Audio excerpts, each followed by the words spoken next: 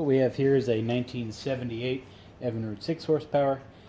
Now, in the series of Evinrude Johnson 6 horsepowers, this is probably one of the, I wouldn't say rare, but neater ones, if you will. So what I think is neat about them is the newer ignition system. That's only on 2 years of 6 horsepowers, so that's kind of neat, if you ask me. That's the real difference between this and the ones prior to what, 77. So they are basic, simple little motors, just like most of these older little outboards. They often get, I think, overlooked. You think 6 horsepower, like, well, it's a trolling motor, it's not good for anything. Let me tell you, don't underestimate these little 6s. They run incredibly well, and they can push, 2 dudes in a good-sized boat upriver with really no little issue. You can make them run incredibly well for not very much money. That could be said for a lot of motors. The problem is, like, let's say you have an old, like a 55 horsepower from 59, right? The water pump alone on that thing's probably going to be like $200. Really expensive. And then all of the little ignition components and everything are just really expensive. These little things, cheap. And the engines are everywhere. Not many people, I think, really, I don't know, I think they're too small, so they don't care about it. Most people are all about, power, speed, and performance, not just getting around on the water. So they let these things go for real low money. But again, they're good motors. So in this video, we'll be taking apart the lower unit. I think that is commonly messed up, so I figured I'd make a video showing you how to get it off correctly. Now, just so you know, this engine is in absolute terrible shape. All of the rubber mounts are pretty much gone, and the thing is just a little shaky pile. I know it's kind of hard to see there, but the base is moving that this is.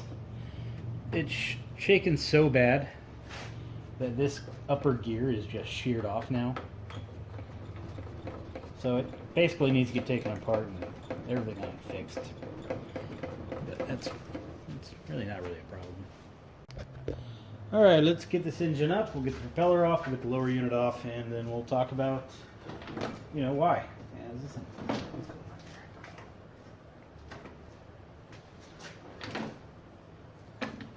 Yeah, alright, engine tilted. Alright, I got a 2x4 wedged up here to hold it. So back to the propeller.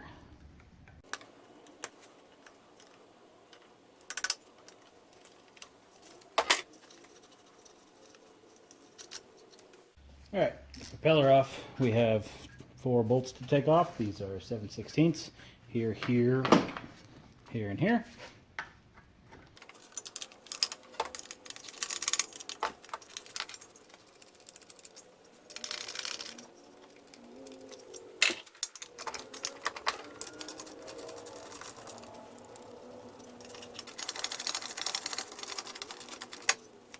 Alright, the lower is loose, so I'm going to have a flathead handy here just to help pry down just a little bit.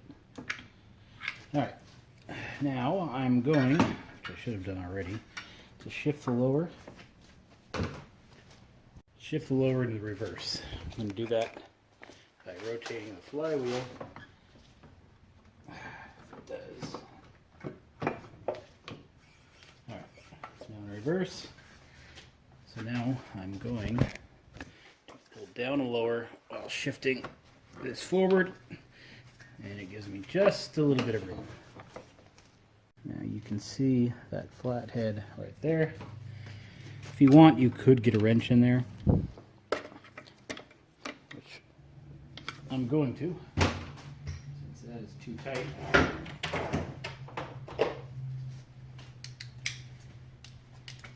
3/8 or 7/16.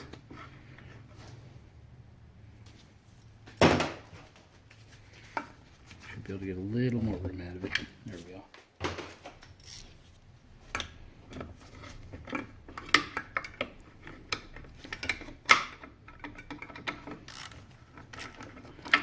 And it's a 3/8.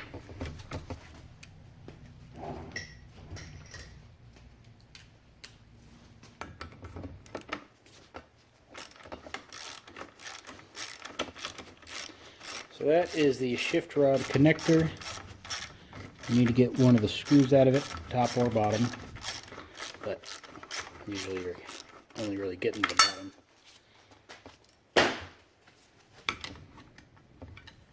It's okay if you drop this like that. Now you can see the slit here. If you put the flathead in there, twist it just a bit, it'll open it up enough to be able to get it out.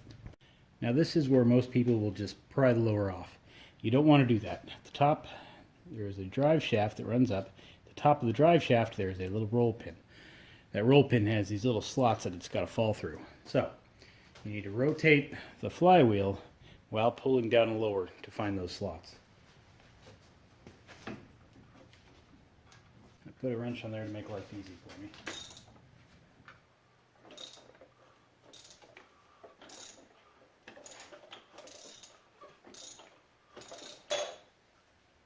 It should only take half of a turn.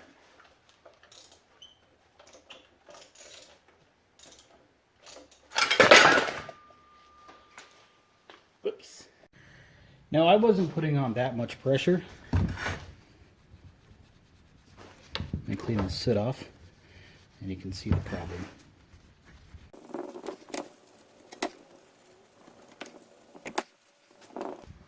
See the roll pin? See how it's bent over? Somebody screwed this up previously. It's a pretty strong roll pin. Me pulling while turning didn't do that. Somebody else did. Prior owner. Now that is going to be extremely common. You're going to see this a lot. People don't understand that it's up here or don't know. It's just inexperience prying it off while trying to force it causes damage to this roll pin. Now this roll pin can be just popped out and replaced, which you need to do anyway when changing the water pump or servicing the lower anyway. But most people don't. Most of the time you're going to see this ground down or just missing entirely. So let's get that thing out of there.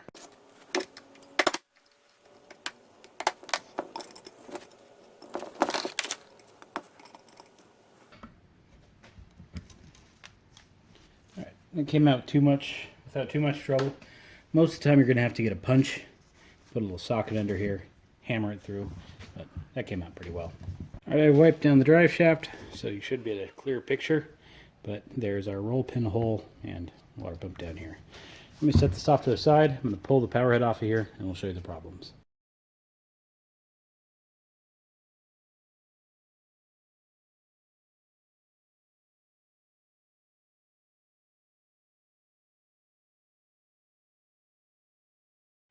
Okay, power head is obviously about to come off. Perfect. And here's your standard everyday 6 horsepower power head. Let's flip her upside down. We have the power head gasket, which is surprisingly in one shape. That's odd. But if you notice the crank down here, you see the brass kind of insert bushing that the crankshaft here rides on. But if we compare it over to pretty much any other type of power head, you can see a spring and a seal and all kinds of stuff going on down here. You see none of that right here. That is because the lower crankshaft seal is not built into the power head, it is built into the exhaust housing here. So what we have here is a gasket, or a seal, followed by what I like to call a seal plate, followed by a little housing, if you will, and a little O-ring. Below that, you have a spring, and below the spring, you have a little mounting plate. That's a little harder to get out.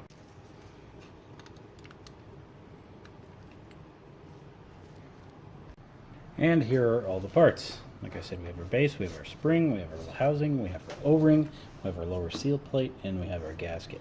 Now this doesn't look like it, but this is actually a cork gasket, and this thing is rock hard.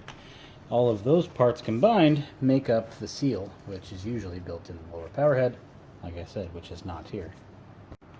So on our lower unit here, we have our drive shaft, we have our roll pin, which goes into the top. Now let's go ahead and assemble the parts.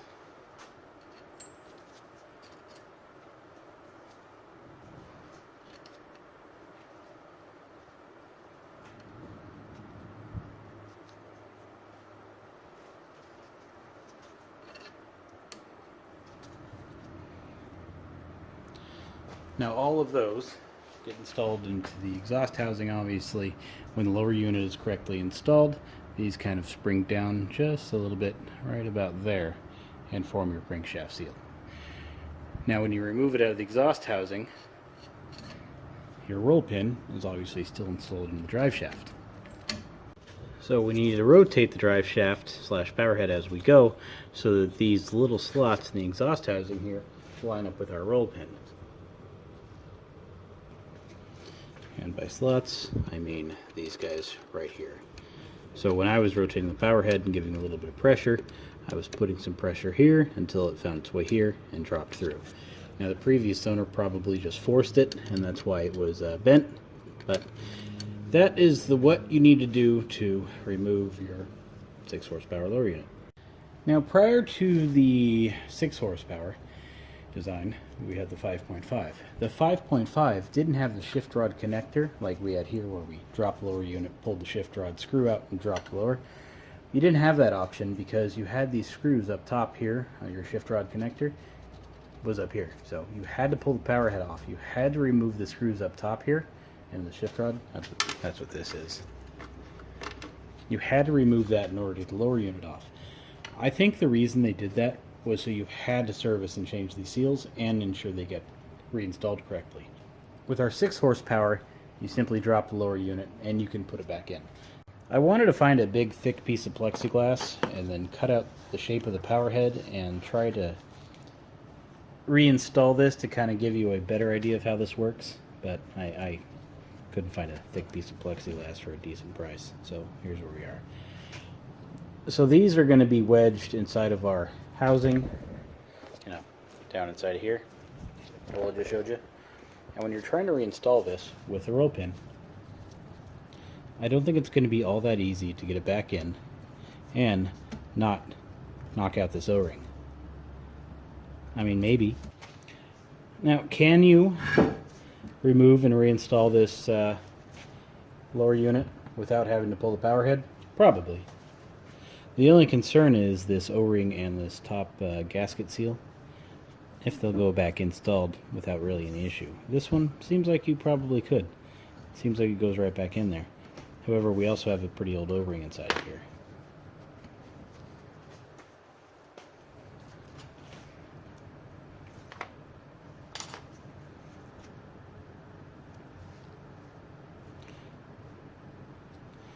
It's a little firm, but it's not to the point to where it's going to crack and fall apart on me. Now, if you're servicing a lower unit on one of these 6 horsepowers, should you pull the power head off and service this lower crankshaft seal? Absolutely. Do you need to? Probably not. If it's a new to you engine, you don't know its history, and it's kind of in the condition that this one is, it hasn't been off in a very, very long time. You really should consider pulling the power head, servicing this seal. But again, make your own decision. Either way, whatever you're going to wind up doing, you're probably going to need to replace this roll pin. So if you order yourself a water pump or a lower unit seal kit or whatever you're doing, you're going to need to remove this roll pin, and chances are you're going to need to replace it as well. So you might as well order that roll pin while you're at it. Alright everybody, that's it for now. Now I gotta rip apart the housing of this thing and see what's wrong with my mounts. Well actually, I know what's wrong with the mounts. They're all broken. And look at that. This is the good one too. That's the one holding the whole motor together. Now one benefit of removing the power head is you can get inside of here and you can get all of this gunk cleaned off. You can make the lower motor cover really nice and shiny again. So that's one of those positive benefits. Alright everybody, if you got any questions, let me know. Otherwise, I'll see you next video.